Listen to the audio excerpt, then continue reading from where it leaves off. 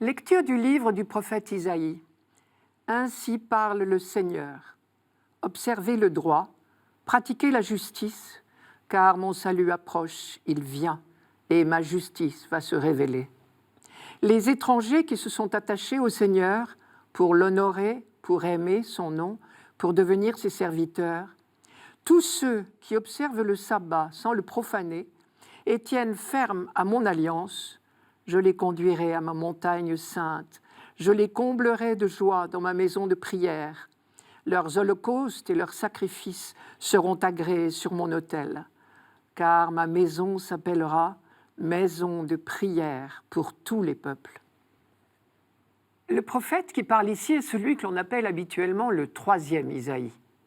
Il écrit, ou il prêche plutôt, dans les premières décennies qui ont suivi l'exil, donc à la fin du VIe siècle avant notre ère, vraisemblablement, ou au début du Ve peut-être même. Nous avons eu souvent l'occasion de voir que la réadaptation n'a pas été simple. Au bout de 50 ans d'absence, on ne retrouve pas tout comme on l'a laissé. Et comment faire pour cohabiter avec les étrangers qui ont occupé la place entre-temps? Problème plus épineux encore, parmi ces étrangers qui s'étaient installés à Jérusalem à la faveur de l'exil, il y avait des nouveaux pratiquants, si l'on peut dire. Pendant l'exil, ils étaient venus dans les synagogues. Fallait-il continuer à les accueillir? La question était justifiée, car jusqu'ici, la doctrine de l'élection marquait une nette séparation entre le peuple élu, Israël, et les autres.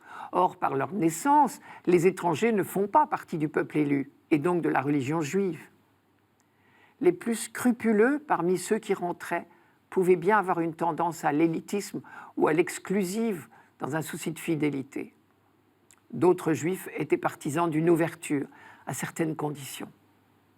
Réciproquement, les étrangers qui frappaient à la porte des synagogues s'inquiétaient du retour des exilés et ils ne craignaient qu'une chose maintenant, c'est d'être mis dehors par ceux qui revenaient d'exil. Il y avait donc deux camps dans le peuple juif en quelque sorte, les tenants de l'ouverture aux étrangers et les tenants de la ligne dure, on dirait aujourd'hui identitaire. Des deux côtés, probablement, on est venu trouver le prophète.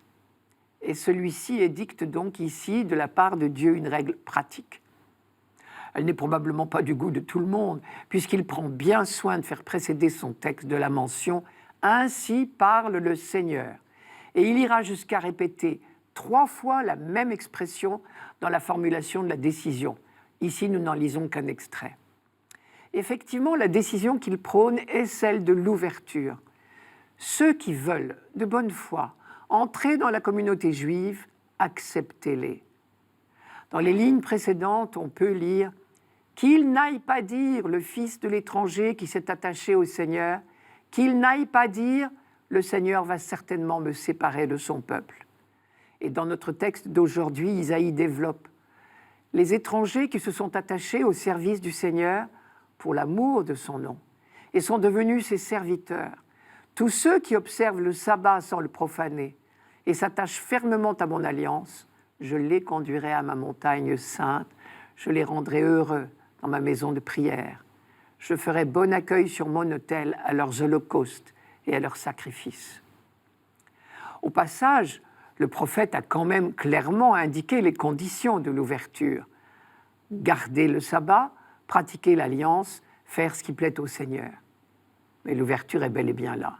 Et elle marque une étape très importante dans la découverte de l'universalisme du projet de Dieu.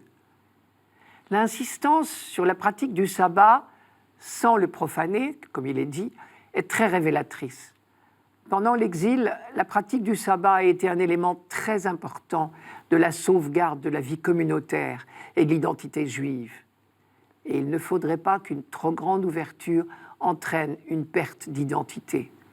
Toutes les religions se heurtent à cette difficulté de conjuguer ouverture et maintien des traditions, tolérance et fidélité. Le prophète n'en reste pas là.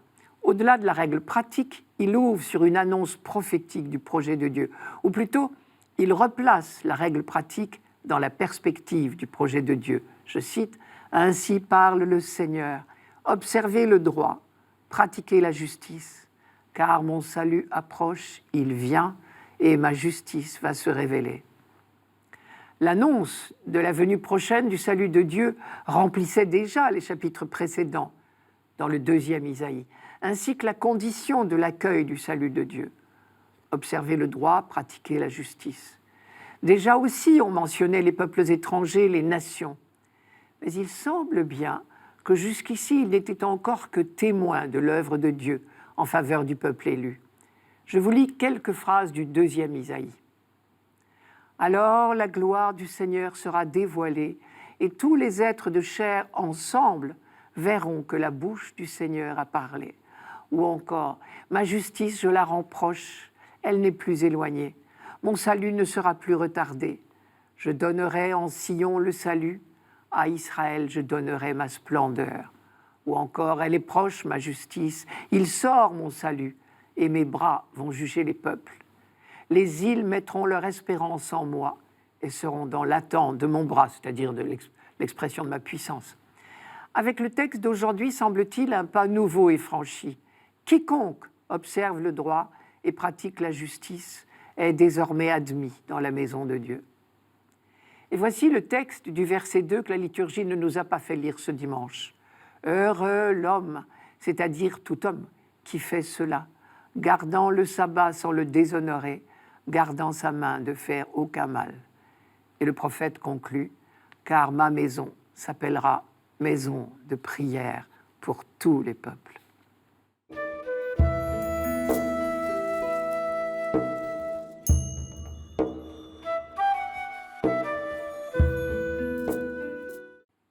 Psaume 66. Que les peuples, Dieu, te rendent grâce, qu'ils te rendent grâce tous ensemble.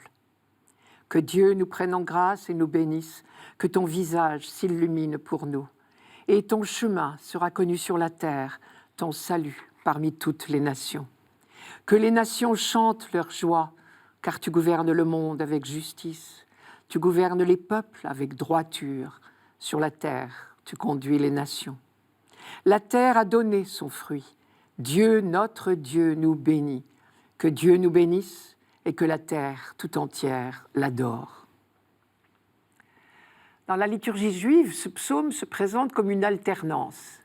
Les phrases des prêtres sont les strophes que nous avons lues.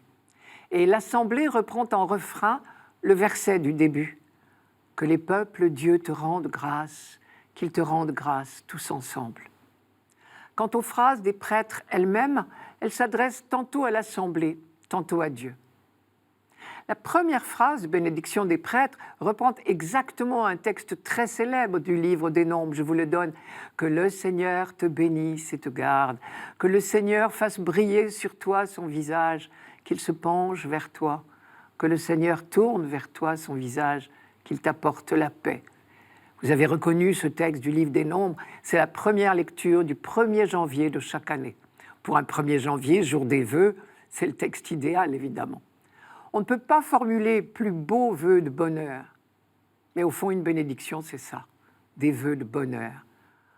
Comme des vœux de bonheur, effectivement, les bénédictions sont toujours des formules au subjonctif. Que Dieu vous bénisse, que Dieu vous garde. Cela me rappelle toujours une petite histoire. Une jeune femme que je connais m'a raconté ce récit. Elle était malade à l'hôpital et le dimanche, quand un prêtre ami est venu lui apporter la communion, il a accompli le rite comme il est prévu. Et donc, à la fin, il lui a dit « Que Dieu vous bénisse ». Et elle, sans réfléchir, sans se contenir, mais à l'hôpital, on a des excuses, elle a répondu en riant bah, « Qu'est-ce que vous voulez qu'il fasse d'autre ?» Bienheureuse spontanéité. Notre petite dame a fait ce jour-là une grande découverte. C'est vrai. Dieu ne sait que nous bénir, que nous aimer, que nous combler à chaque instant. Et quand le prêtre, que ce soit au temple de Jérusalem ou à l'hôpital ou dans nos églises, quand le prêtre dit que Dieu vous bénisse, cela ne veut évidemment pas dire que Dieu pourrait ne pas nous bénir. Le souhait est de notre côté, si j'ose dire. Ce qui est souhaité, c'est que nous entrions dans cette bénédiction de Dieu qui est sans cesse offerte. Ou bien quand le prêtre dit que le Seigneur soit avec vous, mais c'est la même chose, le Seigneur est toujours avec nous. Mais ce subjonctif « soit » dit notre liberté. C'est nous qui ne sommes pas toujours avec lui. On peut en dire autant de la phrase que Dieu vous pardonne. Dieu pardonne sans cesse.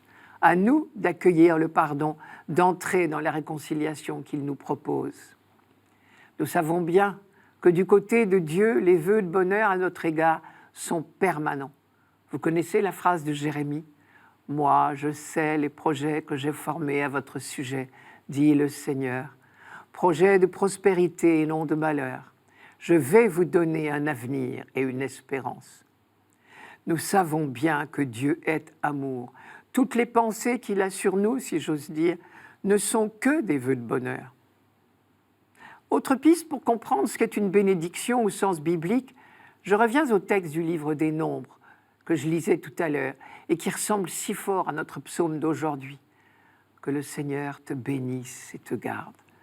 La première phrase du même texte disait « Le Seigneur dit à Moïse, voici comment Aaron et ses descendants béniront les fils d'Israël. » Et la dernière phrase, « C'est ainsi que mon nom sera prononcé sur les fils d'Israël et moi je les bénirai. » Quand les prêtres bénissent Israël de la part de Dieu, la Bible dit « Ils prononcent le nom de Dieu sur les fils d'Israël. » Et même pour être plus fidèle encore au texte hébreu, il faudrait dire « Ils mettent le nom de Dieu sur les fils d'Israël. » Et cette expression « mettre le nom de Dieu sur les fils d'Israël » est aussi pour nous une bonne définition du mot « bénédiction ». On sait bien que dans la Bible, le nom, c'est la personne. Donc être mis sous le nom de Dieu, c'est être placé sous sa présence, sous sa protection, entrer dans sa présence, sa lumière, son amour. Encore une fois, tout cela nous est offert à chaque instant. Mais encore faut-il que nous y consentions. Et c'est pour cela que toute formule de bénédiction prévoit toujours la réponse des fidèles. Quand le prêtre nous bénit à la fin de la messe, par exemple, nous répondons « Amen », qui est l'expression de notre accord, de notre consentement. Dans ce psaume d'aujourd'hui, la réponse des fidèles, c'est ce refrain « Que les peuples, Dieu, te rendent grâce, qu'ils te rendent grâce tous ensemble. » Il y a là une superbe leçon d'universalisme au passage. Aussitôt qu'il entre dans la bénédiction de Dieu, le peuple élu répercute en quelque sorte sur les autres la bénédiction qu'il accueille pour lui-même. Et le dernier verset est une synthèse de ces deux aspects. Que Dieu nous bénisse, sous-entendu, nous, son peuple choisi, et que la terre tout entière l'adore. C'est dire que le peuple d'Israël n'oublie pas un instant sa vocation, sa mission au service de l'humanité tout entière. Il sait que de sa fidélité à la bénédiction reçue gratuitement par choix de Dieu dépend la découverte de l'amour et de la bénédiction de Dieu par l'humanité tout entière.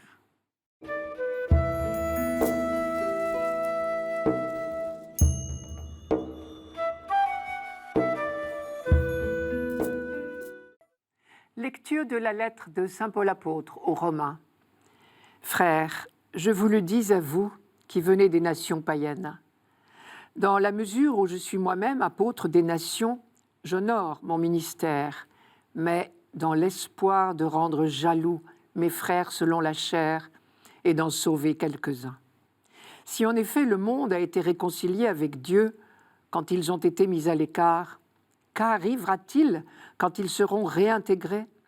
Ce sera la vie pour ceux qui étaient morts. Les dons gratuits de Dieu et son appel sont sans repentance. Jadis, en effet, vous avez refusé de croire en Dieu. Et maintenant, par suite de leur refus de croire, vous avez obtenu miséricorde. De même, maintenant, ce sont eux qui ont refusé de croire par suite de la miséricorde que vous avez obtenue. Mais c'est pour qu'ils obtiennent miséricorde, eux aussi. Dieu, en effet, a enfermé tous les hommes dans le refus de croire pour faire à tous miséricorde. Aux yeux de Paul, avant sa vision sur le chemin de Damas, l'humanité comprenait deux groupes bien distincts, les Juifs et les non-Juifs, qu'on appelait les nations ou les païens. Les Juifs avaient une mission et une responsabilité auprès des païens, leur faire connaître le Dieu unique. Lorsque Jésus ressuscité apparut à Paul et se fit reconnaître par lui comme le Messie que le peuple d'Israël attendait, Paul comprit que la mission du peuple juif consistait désormais à faire connaître le Christ aux nations païennes. La première tâche de Paul était donc de faire connaître Jésus-Christ à ses frères juifs. Et dans un deuxième temps, les Juifs tous ensemble pourraient en témoigner auprès des non-Juifs. Cela, c'était le rêve, mais la réalité fut tout autre. On sait que les Juifs, dans leur grande majorité, ont refusé l'Évangile. D'après les Actes des Apôtres, c'est à Antioche de Pisidie que le problème éclata violemment pour la première fois. Très logiquement, dans un premier temps, Paul et Barnabé avaient commencé à prêcher au nom de Jésus de Nazareth au cours d'une réunion du Shabbat, un samedi matin, à la synagogue. Ce jour-là, on les écouta avec intérêt, lui et Barnabé, et on leur demanda de revenir le samedi suivant. Mais pendant la semaine, on a eu le temps de réfléchir, et des clans se sont formés. Le samedi suivant, il y avait une foule nombreuse, paraît-il, mais bigarrée. Des Juifs de source, dont certains étaient prêts à croire Paul, et d'autres tout à fait hostiles. Et aussi des non-juifs, sympathisants de la religion juive, mais non circoncis. C'étaient donc des païens. On les appelait généralement les craignants Dieu. L'opposition est venue des Juifs de souche. Paul pouvait parfaitement les comprendre, puisqu'il avait connu lui aussi une période de violente opposition à la communauté chrétienne. Mais il avait à cœur désormais d'annoncer l'évangile de toute urgence. Il a donc décidé de passer outre l'opposition de ses frères juifs et de s'adresser désormais à toutes les bonnes volontés, qu'il s'agisse de juifs ou de païens. Et on retrouve le récit d'autres événements semblables à Corinthe et à Éphèse, par exemple. On peut donc dire que si Paul a évangélisé les païens, c'est en fait parce que les Juifs, dans leur grande majorité, ont refusé l'Évangile. Et c'est pour cela qu'il écrit aux Romains qui sont d'anciens païens. Maintenant, à cause du refus de croire des fils d'Israël, vous avez obtenu miséricorde. C'est grâce au refus des Juifs de reconnaître en Jésus le Messie que les apôtres ont commencé à évangéliser des non-Juifs. Au passage, cela veut dire que les anciens païens n'ont aucun mérite à faire valoir, puisqu'ils sont en partie redevables de leur propre conversion à Israël lui-même et à son refus. Mais dans le plan de Dieu, que devient le peuple juif désormais? Est-il perdu et en quelque sorte remplacé par les païens? Pour Paul, il est évident que l'alliance offerte par Dieu au Sinaï ne peut pas être reniée. Les dons gratuits de Dieu et son appel sont sans repentance, dit-il. Et c'est pour cela que Paul ne désespère pas de l'avenir d'Israël, bien au contraire. Autrefois, loin de Dieu, les païens ont maintenant obtenu miséricorde. Et les Juifs, par la même occasion, se sont enfermés dans le refus. Mais tôt ou tard, Israël, à son tour, découvrira avec émerveillement la miséricorde de Dieu. Et Paul a cette affirmation incroyablement audacieuse. Dieu a enfermé tous les hommes dans le refus de croire pour faire à tous miséricorde. Le mot « pour », ici une fois de plus, ne veut pas dire un but, une finalité, mais une conséquence. Ne nous trompons donc pas sur le sens de cet enfermement. Il n'y a évidemment pas de calcul de la part de Dieu, comme s'il avait voulu conduire tous les hommes au péché pour pouvoir leur pardonner à tous. Mais de même que Dieu donne toute sa grâce par amour, de même dans son amour, il respecte notre liberté. Et lorsque notre liberté va jusqu'à refuser la grâce, il n'insiste pas. Mais comme toujours, de tout mal, si nous le laissons faire, Dieu fait surgir du bien. La préposition « pour » ne veut pas dire que Dieu a dirigé tous les événements dans un but bien précis, mais de nos erreurs même, Dieu fait surgir des conséquences bénéfiques. En définitive, Dieu a laissé les hommes s'enfermer dans leur refus et il en a tiré le salut de tous. J'essaye de résumer le raisonnement de Paul. Grâce au refus des Juifs, les païens ont été évangélisés. Cet accueil des païens a exaspéré les Juifs et donc ils se sont enfermés dans leur refus d'un Messie qui ouvrait les portes à n'importe qui, si j'ose dire. Mais Dieu n'oublie pas son alliance. Il leur suffira d'ouvrir leur cœur pour être eux aussi accueillis dans l'Église du Christ.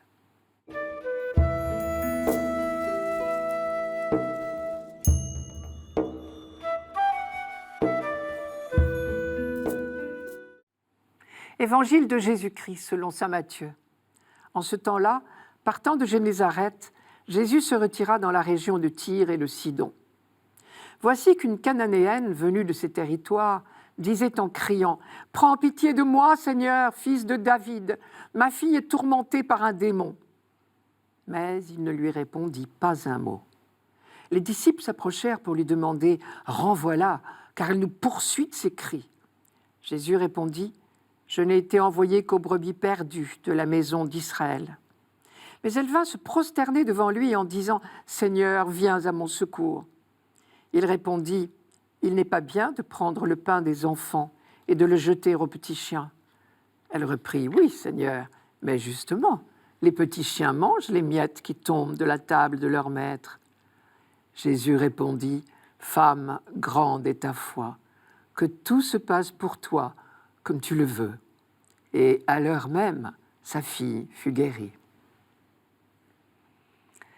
Il est intéressant de voir que cette scène intervient tout de suite après un enseignement de Jésus à propos de la pureté. On sait que dans le monde juif, la pureté n'est pas l'absence de péché, mais l'aptitude à s'approcher de Dieu.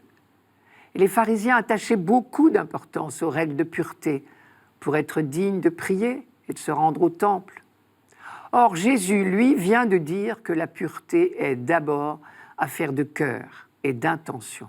Or, c'est juste après cette controverse que Jésus décide de se rendre en territoire païen, là où justement tout le monde est impur aux yeux des Juifs, puisque personne ne respecte les règles de pureté de la loi juive.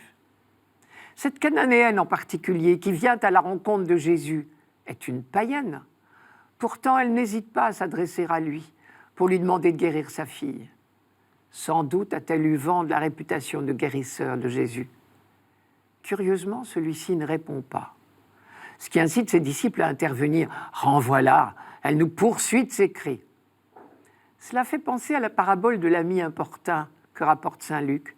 Je rappelle, si l'un de vous a un ami et qu'il aille le trouver au milieu de la nuit pour lui dire « Mon ami, prête-moi 3 pains, parce qu'un de mes amis m'est arrivé de voyage et je n'ai rien à lui offrir. » Et si l'autre de l'intérieur lui répond « Ne m'ennuie pas, maintenant la porte est fermée, mes enfants et moi nous sommes couchés, je ne puis me lever pour te donner du pain. » Je vous le déclare, même s'il ne se lève pas pour lui en donner parce qu'il est son ami, eh bien parce que l'autre est sans vergogne, il se lèvera pour lui donner tout ce qu'il lui faut.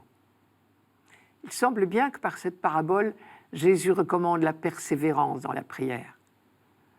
La parabole de la veuve opiniâtre et du juge inique va dans le même sens. Et saint Luc précise que Jésus a raconté cette parabole pour dire à ses disciples la nécessité de prier constamment et de ne pas se décourager. C'est exactement ce que fait la Cananéenne. Et elle importune les disciples qui supplient Jésus d'intervenir. Ce à quoi il leur répond que cette femme est une étrangère, une Cananéenne. Je n'ai été envoyé qu'aux brebis perdues d'Israël. Et en disant cela, Jésus se situe résolument dans la perspective du projet de Dieu, dont la première étape concerne le peuple d'Israël. On sait qu'au début de son activité missionnaire, saint Paul s'était d'abord adressé prioritairement aux Juifs. C'est ce que l'on pourrait appeler la logique de l'élection. Dieu a choisi le peuple d'Israël pour se révéler à lui, à charge pour lui, ce peuple, de relayer cette révélation auprès des autres peuples. Saint Paul résolument respectait ce choix. Et seulement dans un deuxième temps, après son échec auprès de la majorité des Juifs, Paul s'est tourné vers les païens. Il semble bien que Jésus ici se situe également dans cette logique de l'élection. C'est au peuple d'Israël et à lui seul qu'il est envoyé pour annoncer la venue du royaume de Dieu et en donner les signes par sa parole et par ses actes. Mais une autre question se pose ici. Comment répondre aux étrangers, aux païens qui souhaitent rejoindre le peuple élu? Peuvent-ils se frayer un chemin vers le salut? Et si oui, à quelles conditions? Cette même question habitait déjà nos 2 premières lectures de ce dimanche. Vers 500 avant Jésus-Christ, Isaïe répondait « Oui, les étrangers peuvent être admis dans la maison de Dieu, et donc dans la communauté juive, à condition de s'attacher au Dieu d'Israël et de respecter la loi juive. » Jésus, lui, va encore plus loin.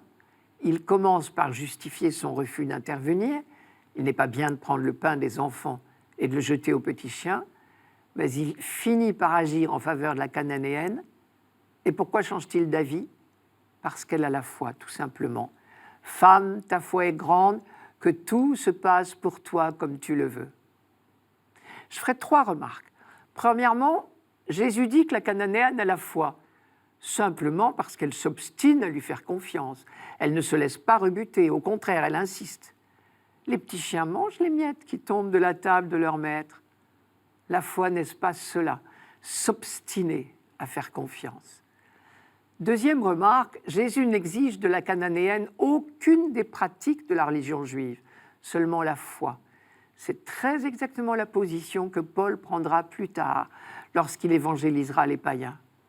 Enfin, il est évident que l'opiniâtreté de la maman était guidée par son amour pour sa fille. Peut-être aurons-nous l'opiniâtreté suffisante pour demander et obtenir le salut du monde quand nous l'aimerons assez.